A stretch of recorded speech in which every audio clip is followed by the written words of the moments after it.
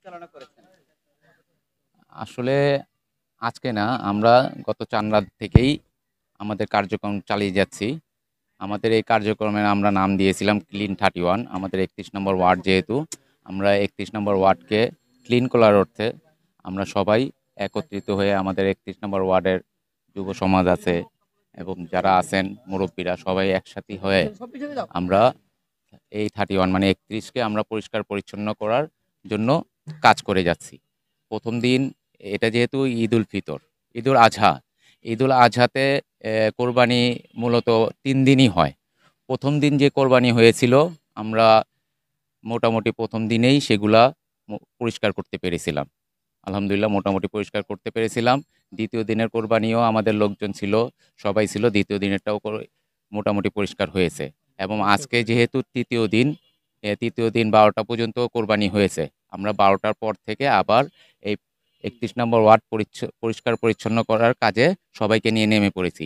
ইনশাল্লাহ আশা করি আজকের মধ্যেই আমরা পুরো ৩১ নম্বর ওয়ার্ডকে পরিষ্কার পরিচ্ছন্ন জীবাণুমুক্ত করতে পারবো। আচ্ছা, আপনাদের এখানে এই যে কতজন স্বেচ্ছাসেবী নিয়ে আজকে আপনারা কাজটা সম্পন্ন করেছেন? আমরা সিটি কর্পোরেশনের কিছু লোক রয়েছে এবং আমাদের এলাকাবাসী রয়েছে প্রায় ৭০-৮০ জনের মতো। আমরা সবাই স্বইচ্ছায় একত্রিত হয়ে আমরা এই ৩১ নম্বর ওয়ার্ডকে পরিষ্কার পরিচ্ছন্ন রাখতে কাজ করে যাচ্ছি। আর এই যে বর্তমানে ময়লা আবর্জনা এবং মশা প্রতিরোধে আপনারা কি কি ভূমিকা পালন করবেন? বিষয়ে যদি বলতেন। অ্যাকচুয়ালি মশা তো উৎপাদন হয় যেখানে পানি জমাট বেঁধে থাকে। এখন প্রাথমিকভাবে যেহেতু কোরবানি হয়েছে, কোরবানির বর্জ্যগুলা এগুলা জমে আছে।